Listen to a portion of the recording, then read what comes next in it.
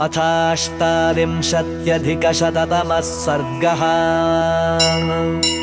शिरस्यञ्जलिमाधाय कैकेय्यानन्दवर्धनः बभाषे भरतो ज्येष्ठं रामं सत्यपराक्रमम्। पूजिता मामिका माता दत्तं राज्यमिदं मम, तद्ददामि पुनस्त्वभ्यं यथा त्वमददाम माम्। धुरमेकाकिनान्यस्तां वृषभेण बलीयसा,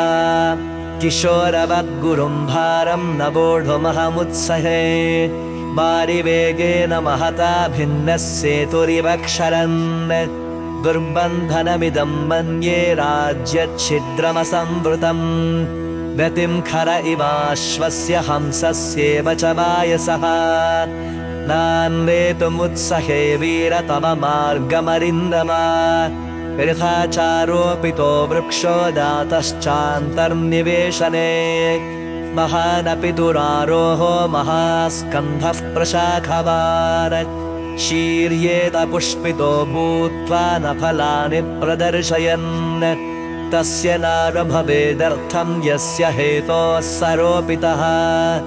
एषो मम महाबाहो त्वमर्थं वेत्तुमर्हसि, यद्यस्मान्मनुजेन्द्र त्वं भर्ता भृत्यान्न शाधिः। जगदद्याभिषिक्तं त्वामनुपश्यतु राघव,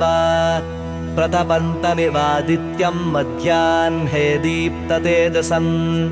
तूर्यसङ्घातनिर्घोषैः काञ्चीनूपुरनिस्वनैः, मधुरैर्गीतशब्दैश्च प्रतिबुध्यस्वशेष्व च। यावदावर्तते चक्रं यावती च वसुन्धरा, तावत्त्वमिह लोकस्य स्वामित्वमनुवर्तय।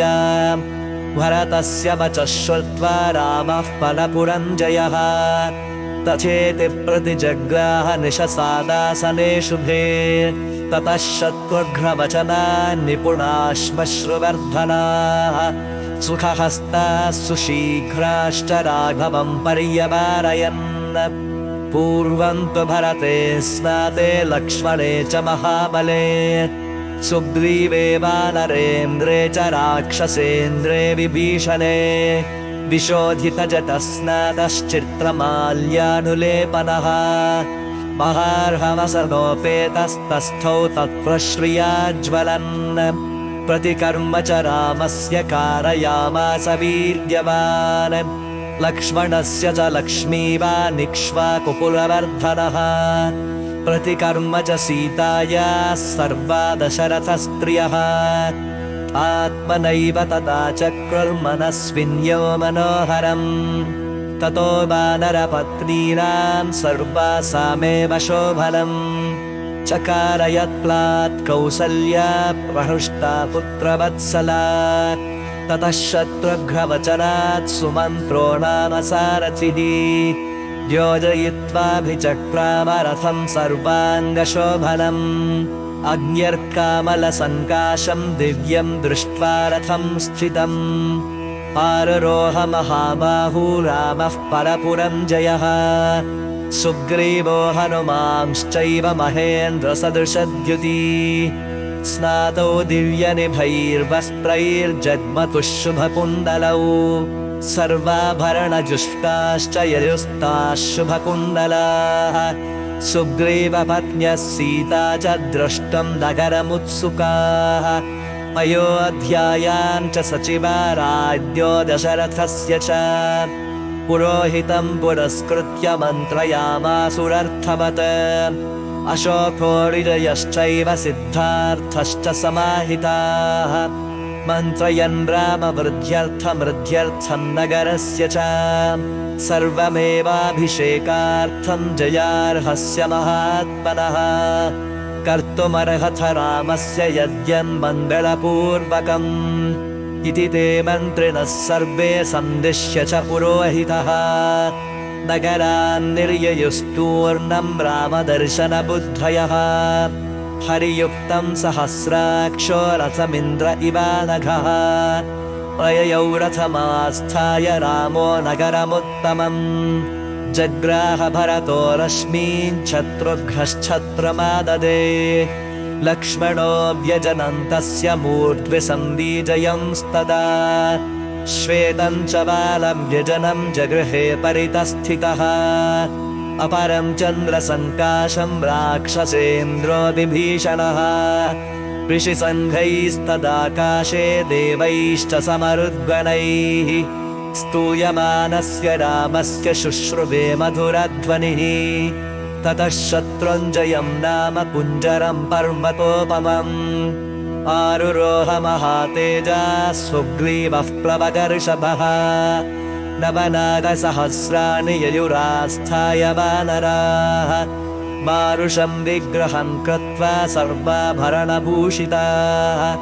शङ्खशब्दप्रणादैश्च दुन्दुभीनां च निस्वनैः प्रययौ पुरुषव्याघ्रस्तां पुरीं हर्म्यमालिनीं ददृशुस्ते समायान्तं राघवं स पुरःसरम् विराजमानं वपुषा रथेनातिरथं तदा ते वर्धयित्वा काकुत्स्थं रामेण प्रतिनन्दिताः अरजग्मर्महात्मानं भ्रातृभिः परिवारितम् अमात्यैर्ब्राह्मणैश्चैव तथा प्रकृतिभिर्वृतः श्रिया विरुरुचे रामो नक्षत्रैरिव चन्द्रमाः स पुरोगामिभिस्तूर्यैस्तारस्वस्तिकपाणिभिः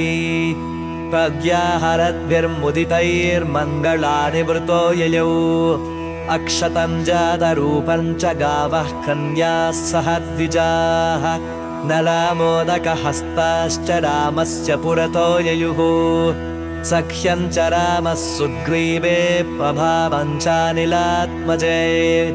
वानराणां च तत्कर्म ह्याचचक्षेथ मन्त्रिणाम् श्रुत्वा च विस्मयं जग्मुरयोध्यापुरवासिनः वानराणां च तत्कर्म राक्षसानां च तद्बलम्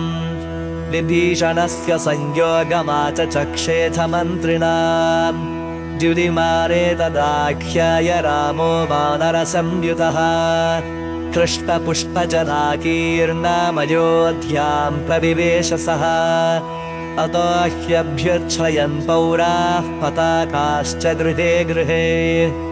ऐक्ष्वाकाद्युषितं रम्यमाससादपितुर्गृहम् अथा ब्रवीद्राजपुत्रो भरतं धर्मिणां वरम् अर्थोपहितया वाचा मधुरं रघुनन्दनः पितर्भवनमासाद्य प्रविश्य च महात्मनः कौसल्यां च सुमित्रां च कैकेयीमभिवाद्य च तच्च मद्भवनं श्रेष्ठं साशोकवनिगं महत् मुक्ता वैदूर्यसङ्कीर्णं सुग्रीवाय निवेदय तस्य तद्वचनं श्रुत्वा भरतः सत्यविक्रमः हस्ते गृहीत्वा सुग्रीवं प्रविवेशतमालयम् ततस्तैलप्रदीपांश्च पर्यङ्कास्तरणानि च गृहीत्वा विविशुः क्षिप्रं शत्रुघ्नेन प्रचोदिताः उवाच च महातेजः सुग्रीवं राघवानुजः अभिषेकाय रामस्य दूतानाज्ञापय प्रभो सौवर्णान् वानरेन्द्राणां चतुर्णां चतुरोघटान् ददौ क्षिप्रं स सुग्रीवः सर्वरत्नविभूषितान् तथा प्रत्यूषसमये चतुर्णां सारराम्भसाम् पूर्णैर्घटैः प्रतीक्षध्वं तथा कुरुत वानराः एवमुक्ता महात्मानो वानरा वारणो वमाः उत्पेतर्गगनं शीघ्रं गरुडा इव शीघ्रगाः जाम्बवांश्च हनूमांश्च वेगदर्शी च वानरः वृषभश्चैव कलशाञ्जलपूर्णालचानयन् नदीशतानां पञ्चानां जलं कुम्भैरुपाहरन् पूर्वात् समुद्रात् कलशं जलपूर्णमथानयत् सुषेणः सत्त्वसम्पन्नः सर्वरत्नविभूषितम् वृषभो दक्षिणात् पूर्णं समुद्रात् जलमानयत् रक्तचन्दनकर्पूरैः संवृतं काञ्चनं घटम् गवयः पश्चिमात्तोयमाजहारमहार्णवात् तत्र कुम्भेन महता शीतं मारुतविक्रमः उत्तराच्च जलं शीघ्रं गरुडानिलविक्रमः आजहार स धर्मात्मा निलः सर्वगुणान्वितः ततस्तैर्वानरश्रेष्ठैरानीतं प्रेक्ष्य तज्जलम् अभिषेकाय रामस्य शत्रुघ्नः सचिवैः सह पुरोहिताय श्रेष्ठाय सुहृद्भ्यश्च न्यवेदयत् ततः स प्रयतो वृद्धो वसिष्ठो ब्राह्मणैः सह रामं रत्नमये पीठे सह सीतं न्यवेशयत् वसिष्ठो वामदेवश्च जाबालिरथ काश्यपः कात्यायनः सुयज्ञश्च गौतमो विजयस्तथा अभ्यषिञ्चन्नव्याघ्रं प्रसन्नेन सुगन्धिना सलिलेन सहस्राक्षं वसवो वासवं यथा पृथ्वीभिर्ब्राह्मणैः पूर्वं कन्याभिर्मन्त्रिभिस्तथा योधैश्चैवाभ्यषिञ्चस्ते सम्प्रहृष्टैः सनैगमैः सर्वौषधिरसैश्चापि दैवतैर्नभसि स्थितैः चतुर्भिर्लोकपालैश्च सर्वैर्देवैश्च सङ्गतैः ब्रह्मणा निर्मितं पूर्वं किरीटं रत्नशोभितम् अभिषिक्तः पुरायेन मनस्तं दीप्ततेजसम् तस्यान्मवाये राजानः क्रमाद्येनाभिषेचिताः सभायां हेमक्लुप्तायां शोभितायां महाधनैः रत्नैर्नानारिधैश्चैव चित्रितायां सुशोभनैः नानारत्नमये पीठे कल्पयित्वा यथाविधि किरीटेन ततः पश्चात् वसिष्ठेन महात्मना ऋत्विग्भिर्भूषणैश्चैव समयोक्ष्यत राघवः छत्रं तस्य च जग्राह शत्रुभ्यः पाण्डुरं शुभम् श्वेतं च बालव्यजनं सुग्रीवो वानरेश्वरः अपरं चन्द्रसङ्काशं राक्षसेन्द्रो विभीषणः बालां ज्वलन्तीं वपुषा काञ्चलीं शतपुष्करां राघवाय ददौ वायुर्वासवेन प्रचोदितः सर्वरत्नसमायुक्तं मणिभिश्च विभूषितम् मुक्ताहारं नरेन्द्राय ददौ शक्रप्रचोदितः प्रजगुर्देव गन्धर्वाननृतश्चाप्सरोगणाः अभिषेके तदर्हस्य तदा रामस्य धीमतः भूमिः सस्यवती चैव फलवन्तश्च पादपाः गन्धवन्ति च पुष्पाणि बभूवुराघवोत्सवे सहस्रशतमश्वानां धेनूनां च गवां तथा ददौ शतवृषान् पूर्वं द्विजेभ्यो मनजर्षभः 30 कोटिर्हिरण्यस्य ब्राह्मणेभ्यो ददौ पुनः नानाभरणवस्त्राणि महार्हाणि च राघवः अर्करश्मिप्रतीकाशां काञ्चनीं मणिविग्रहां सुग्रीवाय स्वजं दिव्यां प्रायच्छन्मनजाधिपः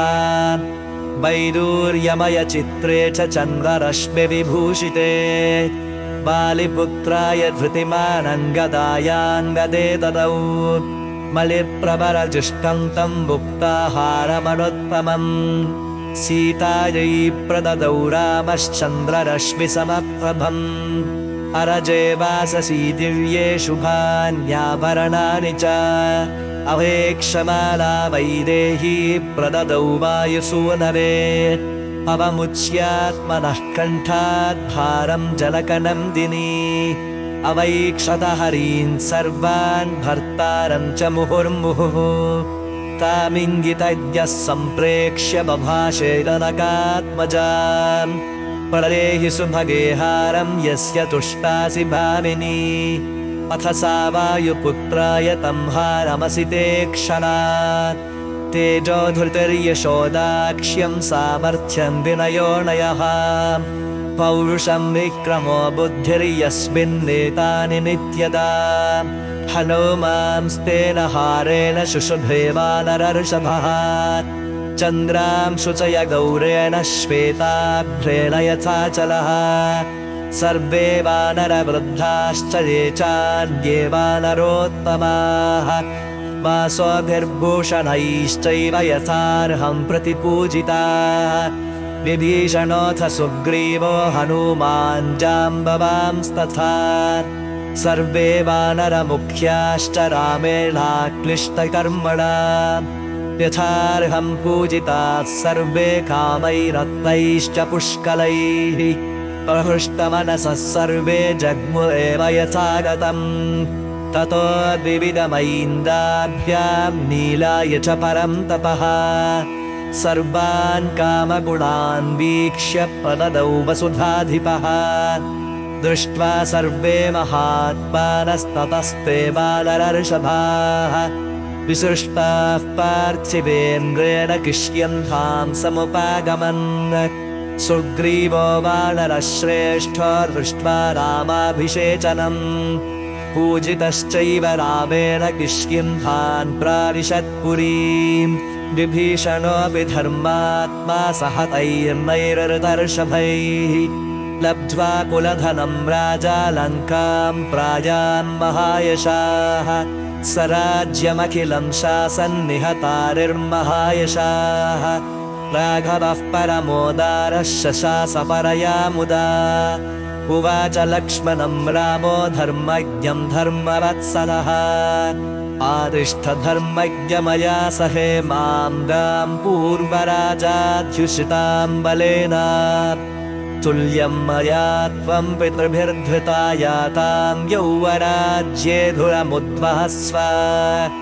सर्वात्मना पर्यनुमीयमानो यदा न सौमित्रिरुपैति योगम् नियुज्यमानो भुवयौवराज्ये ततोऽभ्यषिञ्चद्भरतं महात्मा पौण्डरीकाश्वमेधाभ्यां वाजपेयेन चासकृत् अन्यैश्च विविधैर्यज्ञैरयजत्पार्थिवात्मजः राज्यं दशसहस्राणि प्राप्य वर्षाणि राघवः शताश्वमेधानाजह्रे सदश्वान् भूरि दक्षिणान्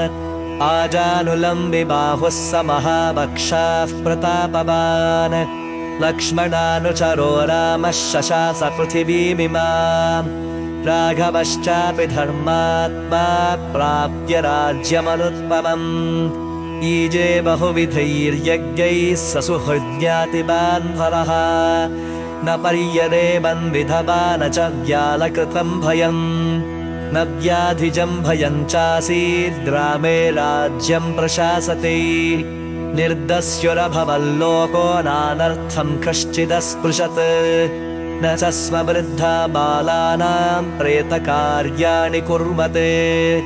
सर्वम् उदितमेवासीत् सर्वो धर्मपरोऽभवत् प्राणमेवानुपश्यन्तो नाभ्यहिंसन् परस्परम् आसन् वर्षसहस्राणि तथा पुत्रसहस्रिणः रामयाभिशोकाश्च रामे राज्यं प्रशासति रामो रामो राम इति प्रजानामभवन् कथाः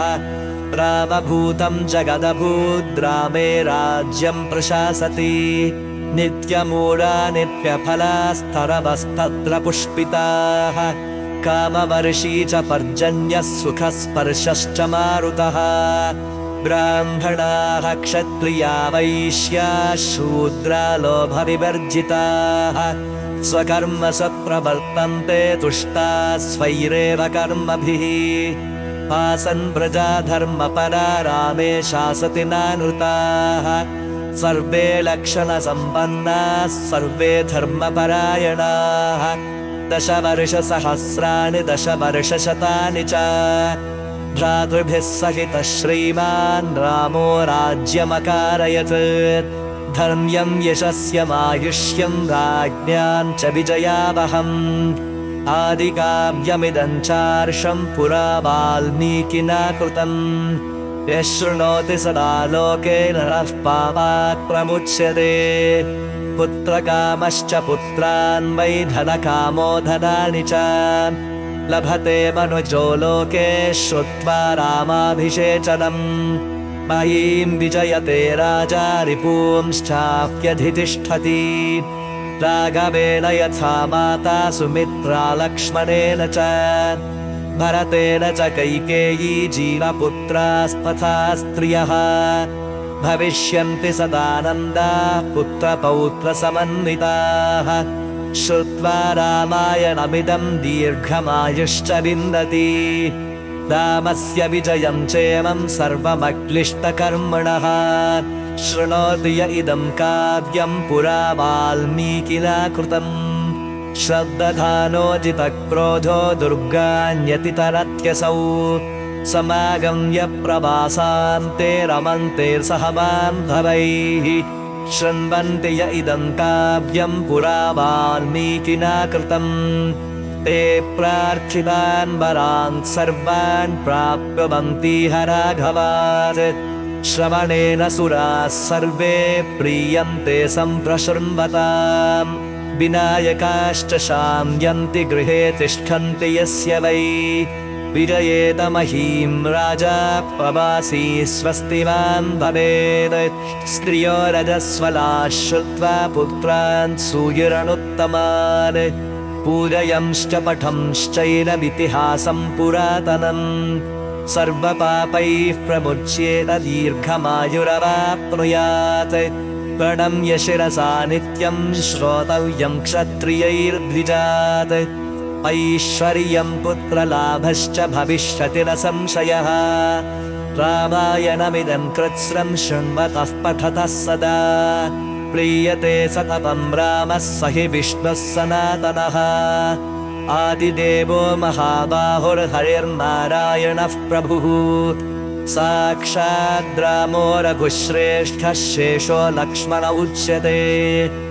एवमेतत् पुरावृत्तमाख्यानं भद्रमस्तु वः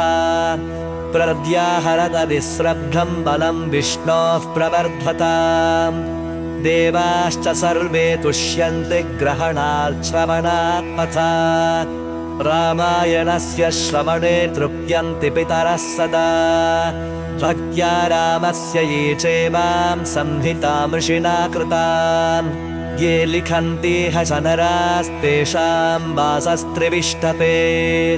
कुटुम्बवृद्धिं धनधान्यवृद्धिं स्त्रियश्च मुख्याः सुखमुत्तमं च श्रुत्वा शुभं काव्यमिदं महार्थं प्राप्नोति सर्वां भुवि चार्थसिद्धिम् आयुष्यमारोग्यकरं यशस्यं सौभ्रार्कं बुद्धिकरं शुभं च श्रोतव्यमेतन्नियमेन सद्भिराख्यानमोजस्करमृद्धिकामैः इत्यार्षे श्रीमद् रामायणे वाल्मीकीये आदिकाव्ये युद्धकाण्डे 28अधिकशततमः सर्गः।